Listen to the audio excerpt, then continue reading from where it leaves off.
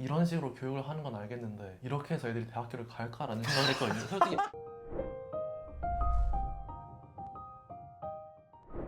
안녕하세요. 대치동 캔슬입니다. 오늘은요, 제 옆에 정말 특별한 인연을 가진 학생을 모셨습니다. 안녕하세요. 안녕하세요. 간단히 자기소개 부탁드릴까요? 안녕하세요. 저는 조민겸이라고 하고요. 이번에 민족사관고등학교를 졸업하게 되었습니다. 저 연세대 경제학부에 올해부터 다니게 되었습니다. 이 학생하고 저하고 인연이 있는 게 제 영상 보신 분은 아시겠지만 제가 이 학생을 초등학생 때 가르쳤거든요. 그쵸? 네. 그리고 중학교 때까지 가르치고 이 친구가 민사고를 간 다음에 고등학교 2학년 때 저희가 그 영상을 한번 찍었거든요. 네네. 그래서 그 반응이 좋았어요. 그리고 나서 어느새 1년 반이 지난 학생이 고등학교를 졸업하고 대학생이 됐답니다. 참 시간이 빠르네요. 저랑 만난 게 그럼 이제 몇 년째죠? 저희가 초 5대인가? 그쵸. 6대? 그러니까 한 6, 네. 7년 된 거죠? 네, 6, 7년 됐죠. 그래서 본인도 가르치고 본인 동생도 가르치고 뭐 이렇게 해서 인연이 깊은데 그 뒤에 이제 이야기를 할게요. 2학년 때 어땠다고 했죠? 저희가 1학년 때 좀 고생을 했었다고 했죠? 저 고등학교 때 1학년 때 제가 사실 민사고에 가기 전까지는 학원 다니고 어머니 말씀 듣고 그냥 네. 우리가 알고 있는 흔히 평범한 완전 경우였죠. 대치동 키즈. 네네 그래서 그런 느낌으로 살다가 민사고에 들어가서 이제 학원도 없고 쌤도 없고 엄마도 없으니까 그렇게 혼자 놀다가 1학기 때 좀 고생하고 네네 1학년 1학기 때 많이 힘들었고 민사고 특징이 약간 적응할수록 이게 하는 방법을 익혀가는 것 같아요. 시행착오를 겪어서 점점 익숙해지면 그때부터는 어느 정도 공부도 되고 성적도 오르고 뭐 그렇게 되는데 저 같은 경우에는 좀 오래 걸린 케이스죠. 전환을 하는데 적응하는데 거의 얼마나 걸렸죠? 거의 한 학기 다 날렸어요. 그렇죠. 한 학기 정도 다 날리고 1학년 1학기 때 좀 헤매다가 1학년 2학기부터 텐션이 올라와서 좀 적응을 하고 2학년 때가 이제 괜찮았고 네, 3학년 2학년 때는 때 어땠어요? 3학년 때 사실 3학년 2학기는 거의 아무것도 안 했기 때문에 그렇죠. 네 3학년 1학기 때까지 뭐 쭉 텐션 이어가다가 3학년 2학기 때부터는 수능 공부를 했죠. 그러면 3학년 1학기 때까지는 수시를 하고 3학년 2학기 때는 수능 공부를 부랴부랴 하게 됐네요. 네. 그러면 이제 3학년 때 공부했던 이야기를 하려고 하는데 일단 민사고가 학원을 다니기 굉장히 어려운 구조였기 때문에 살아남으려면 자기주도 학습을 해야 됐다. 네 그런 거죠. 그 공부를 함에 있어서 자기주도 학습을 할 때 사람마다 저는 인터뷰를 해보면 필살기들이 좀 달라요. 어떤 학생은 필기를 되게 잘하는 학생이 있고요. 어떤 학생은 복습을 잘하는 학생이 있어요. 이게 뭐가 좋다 나쁘다를 떠나서 그 사람의 특성에 맞춰서 공부를 하는 거거든요. 네.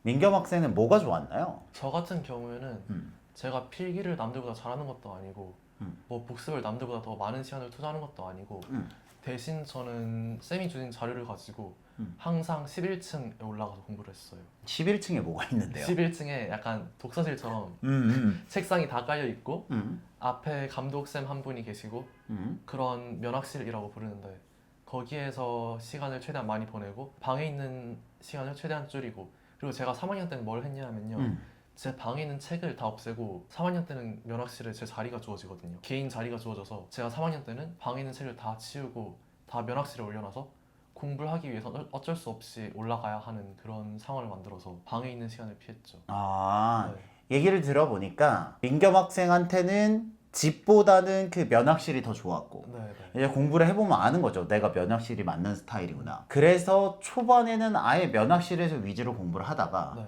3학년 때는 아예 짐을 다 갖고 올라가서 네. 면학실에서 거의 살다시피 한 거군요. 네, 그렇습니다. 오, 장소가 조금 중요했구나. 네. 이게 그리고 방이 너무 어수선하긴 해요. 왜냐하면 4인 1실이죠. 아니요 3인 1실에서 6명이 한 방을 이뤄요. 이게 한 방에 작은 방이 2개가 더 있어서 방 안에 작은 방이 2개가 있고 3명 앉아 있으니까 한 공간에 어쨌든 6명이 같이 있다. 네. 집중하는 게 좀 어려울 수도 있겠네요. 네. 아니 근데 나름대로 하는 집중하는 애들도 많죠. 오케이, 그러면 공부하는 장소에 대한 선호도는 있었고 네. 공부를 할 때 특히 수학 공부할 때 네. 이제 고등학생 되면 이제 공부할 거 많잖아요. 네. 그럴 때 어떻게 공부했어요? 저 사실 수학을요. 민사고는 제가 직접 수강 신청을 해서 듣고 싶은 강의를 들을 수 있다 보니까 고교 학점제를 미리 한다고 생각하면 네네. 되는 거죠. 그렇게 그쵸? 하면 맞죠. 제가 그래서 3학년 때는 수학을 아예 안 했어요. 왜? 네, 저 수학하면 점수 안 나올까 봐. 왜? 아, 그게 무슨 말이에요? 아, 저 내신 떨어질까 봐 수학을 일부러 안 했어요. 아, 그럴 수 있겠다. 네, 그럴 수 있죠. 이게 굉장히 일반적인 케이스는 아니지만 이 친구 같은 경우에는 수시로 갔죠, 결국 대학교. 아, 저 논술로 갔어요. 그래서 결국은 아무 상관이 없게 됐는데. 내신을 지키고 수시를 쓸 거라고 생각을 해서 네, 네. 1학년 때, 2학년 때는 수학을 많이 듣고 3학년 때 수학을 들으면 실력이 없어서가 아니라 혹시나 그 안에서 내신 점수가 잘 안 나올까 봐 네. 의도적으로 피했다라는 얘기죠. 네, 그리고 3학년 때 만약에 점수가 안 나오면 점수가 오르다가 내린 것처럼 나오잖아요. 최대한 그런 상황을 피하기 위해서 자신 있는 과목들 위주로. 어쨌든 살아남으려고 머리를 많이 네, 썼구나. 저는 이건 몰랐습니다. 아, 오히려 선택권이 주어지니까 이런 종류의 전략을 쓸 수 있는 여지들이 있겠네요. 네, 네. 그 학생 기록부를 봤을 때 공부를 못하다가 잘해지는 이 그래프를 만드는 게 훨씬 좋으니까요. 네, 네. 아, 그 반대가 될 확률들을 지워버리는 네, 네. 거군요. 제가 1학년 때 망했으니까 할 수 있는 게 갈수록 오르는 모양을 보여줄 수밖에 없었거든요. 그래서 최대한 3학년 때 가면 갈수록 보수적인 수강 신청을 통해서 네, 성적을 지켰죠. 오, 그래서 내신은 좋았는데 갈수록 괜찮아졌죠. 근데 결국 대학교는 논술로 간 거 아니에요? 네, 네. 저도 당황했습니다.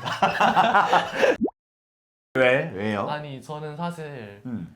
연세대 논술이 경쟁률이 높기로 유명하거든요. 몇 대 몇이었죠? 제 학과가 경제학부 같은 경우에는 82대 1이었거든요. 82대 1이면 합격을 기대하기엔 좀 어려운 수치죠. 네, 근데 그래도 글 써본 경험이 있으니까 해본다는 느낌으로 해봤는데 이게 되더라고요. 저 그러면 궁금한 게 있어요. 이게 생활기록부 수시 전형이 있고 논술 수시 전형으로 간 거잖아요. 네, 그럼 결과적으로 잘 모르겠지만 논술을 잘했다는 얘긴데 네. 어떤 문제가 나오고 논술 준비는 따로 어떤 걸 했어요? 사실 제가 들어본 바로는 논술도 학원이 있다고 하더라고요.